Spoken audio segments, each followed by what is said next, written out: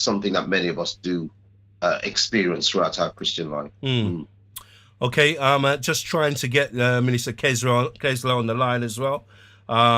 Just 1 second. Let's see if we can do that. In the meantime, people, please take down this number: 07534 610 422. That's 07534 610 422.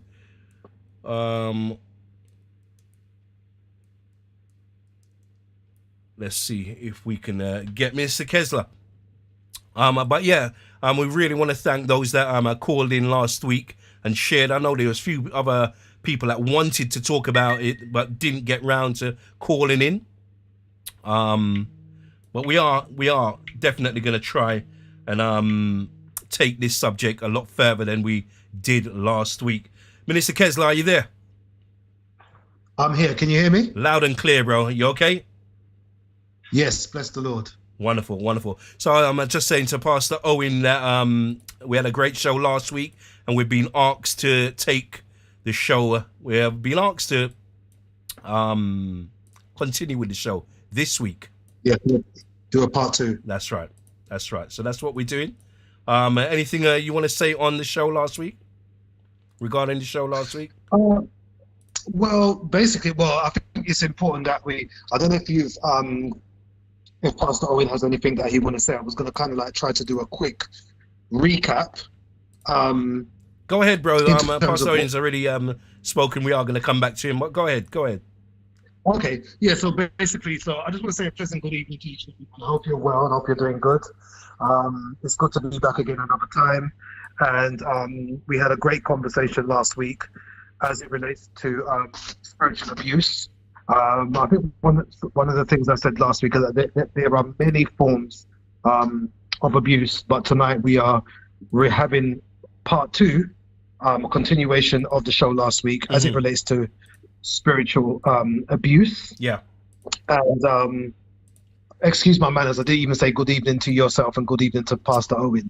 Good evening, bro. Good evening to you guys, good. and good evening to all the listeners who's actually jumped on and who will jump on as the show continues.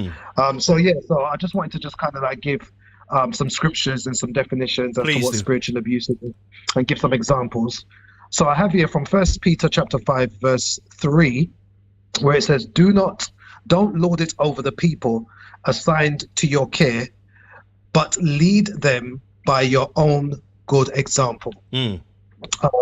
Another scripture is from Matthew chapter 20 verses 25, where Jesus says, you know that the rulers of this world lord it over their people, and officials flaunt their authority over those under them. But amongst you, it must be different.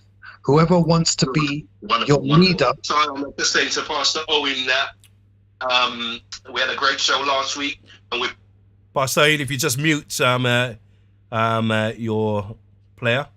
Go ahead, Minister Kesler. Yeah, so the scripture, Matthew 20 verse 25, it says, you know that the rulers in this world lord it over their people and officials. They flaunt their authority over those under them. But amongst you, it must be different. Whoever wants to be your leader among you must be your servant. So those are 2 powerful scriptures where Peter and Jesus has given us examples in terms of how we are to exercise the authority that he has placed within our hands. Yeah. So I have a definition here of spiritual abuse. I believe I shared a definition last week. So I'm going to share this one. And it says spiritual abuse is when a spiritual leader uses their authority, charisma, position, or persuasion to manipulate those who follow them for their advantage and to the followers' detriment. So this is one definition. I think I gave about 2 or 3 definitions last week. Yeah. But this is one definition which I believe is quite powerful. And then from last week, I gave some examples of what spiritual abuse actually looks like. And I'm going to give go over some and give a couple more based on last week's show. I think it's just to set a foundation for those who may not have listened or be a part or was a part of the show last week. It goes on to say here, it says fear is a form of spiritual abuse. When fear is instilled, fear tactics to manipulate people. For example, when somebody calls you out in front of there's a feedback there. Can you hear me now? Yes. So like, say for example, yes, I can hear you now. Wonderful. So fear tactics is a form of spiritual abuse when one chooses to manipulate people. Let's say, for example, when you might be in a room and the leader, you might be in a room and you might be there with your other ministerial colleagues or congregational peers, and the leader may just call you out in front of everybody and speak to you in such a way that not only embarrasses you and makes you feel somewhat ashamed, but then it also sets this kind of